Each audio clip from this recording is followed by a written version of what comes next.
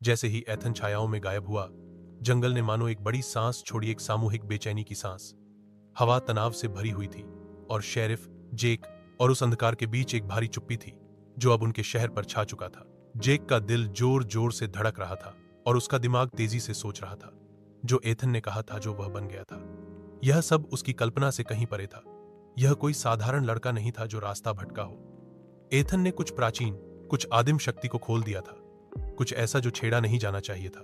हमें उसे रोकना होगा, जैक ने धीरे से कहा, जैसे उसकी आवाज ज्यादा तेज होने पर इस नाजुक हकीकत को तोड़ देगी जिसमें वे फंसे हुए थे। अगर हम नहीं रुके तो ओक रिज खत्म हो जाएगा।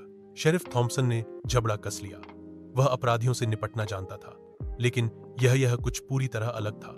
उसके हाथ में बंदूक अब बेकार लग रही थी। एथन अब सिर्फ एक इंसान नहीं था, वह एक प्राकृतिक शक्ति बन चुका था। मैं इस शहर को तबाह नहीं होने दूंगा, शेरिफ ने दृढ़ता से कहा, लेकिन हम अकेले ये काम नहीं कर सकते। हमें मदद चाहिए। जेक ने सिर हिलाया। उसका दिमाग पहले ही संभावनाओं पर काम कर रहा था। उन्हें केवल बंदूकों से ज्यादा चाहिए था।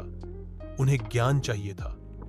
उन्हें यह समझना था कि एथन क्या बन गया है, और इसके लिए उन्हें कोई ऐसा चाहिए था जो ओक रिज के अंधेरे इतिहास को समझता हो। एक इंसान है जो शायद जानता हो, जैक ने अचानक कहा।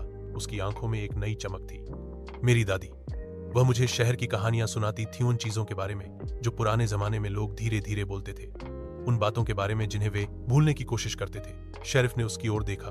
उसकी आंखें तीखी थीं। वह कहाँ रहती हैं? शहर के बाहर, पुराने चर्च के पास। वह कई सालों से वहीं रहती हैं। मुझे नहीं पता कि वह सब कुछ याद रखेंगी या नहीं, लेकिन कोशिश करने लायक है। दोनों तेजी से चल पड़े, जंगल के बीच से होते हुए शहर की सीमा की ओर। सफर लंबा लग रहा था। घने पेड़ उनके चारों ओर भूल भुलैया की तरह बंद हो रहे थे और चुप्पी कानों में चुभ रही थी।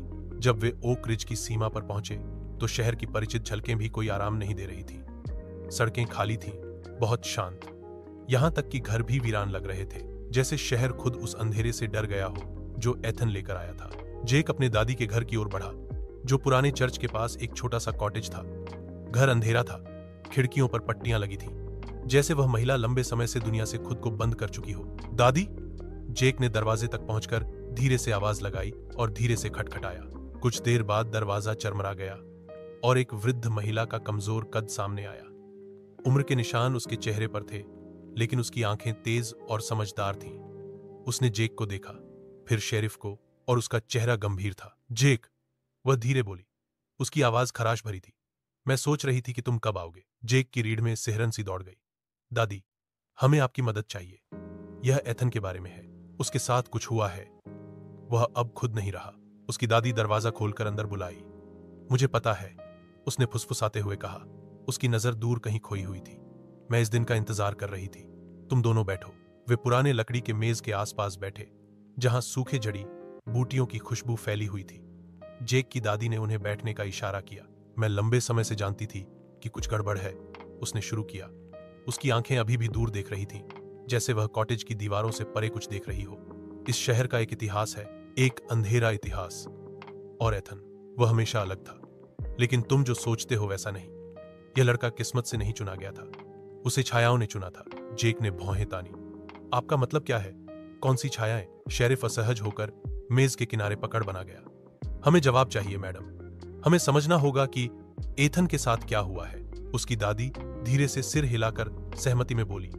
फिर एक पुरानी घिसी पिटी किताब उठाई और खोली। पन्ने जर्द और पुरानी भाषा में लिखे हुए थे, जिसे जेक समझ नहीं पाया। यह शहर रहस्यों पर बना है, उसने फुसफुसाते हुए कहा। तुम्हारे जमाने से बहुत पहले, जब कोई याद भी नहीं रखता, यहां प्राचीन अनुष्ठान होते थे। ऐसी चीजें जो शक्ति को जगाने के लिए की जाती थीं धरती से, उस अंधकार से जो उसके नीचे छुपा है। ओक रिज के संस्थापक जानते थे कि वे क्या कर रहे हैं। शेरिफ आगे झुका। उसकी आवाज तनाव से भरी थी। किस तरह की शक्ति? आप क्या कहना चाहती हैं? एथन की चाबी, जेक की दादी ने कहा। उनकी आंखें डरावनी तीव्रता से उनकी नजरों में मिली। यह केवल किसी भूले हुए स्थान की चाबी नहीं थी, यह एक प्राचीन दरवाजे की चाबी थी। एक ऐसा दरवाजा जिसे नहीं खोला जाना चाहिए था। इसे बहुत पहले उन लोगों ने सील कर दिया था जो इसके परिणामों को समझते थे, लेकिन एथन ने उसे खोल दिया। उसने थोड़ी देर रोका, उसके हाथ कंपा रहे थे। जब उसने किताब के पन्नों को पलटा, जो अंधकार एथन ने छोड़ा है, यह सिर्फ कोई अलौकिक शक्ति नहीं है, यह ओक रिज का हिस्सा है, जमीन का हिस्सा।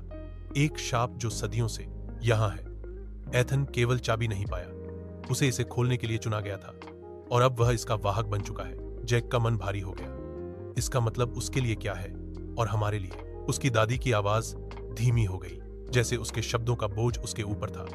इसका मतलब है कि एथन अब एक लड़का नहीं रहा, वह कुछ और भी बुरा लाया है। वह इस दुनिया और उस अंधकार के बीच का माध्यम बन गया है, जो इसे निगलना चाहता है। अब वह इसे नियंत्रित कर सकता है, अपनी मर्जी से मोड़ सकता है, और शहर, वह पहले ही इसके प्रभाव में है। शेरिफ थॉम्सन का चेहरा सख्त हो गया। तो अब हम क्या करें? उसे कैसे रोकें? वृद्ध महिला ने दुखी नजरों से उन्हें देखा। एक ही तरीका है, तुम्हें उस चाबी को नष्ट करना होगा, उस अंधकार के स्रोत को खत्म करना होगा। लेकिन इसके लिए तुम्हें एथन का सामना करना होगा, और तुम्हें समझना होगा, एक बार अंधकार खुल गया, यह चुपचाप नहीं जाएगा, यह पूरी ताकत से लड़ाई करेगा। जेक खिड़की से बाहर देखने लगा। उसका दिमाग दौड़ रहा था।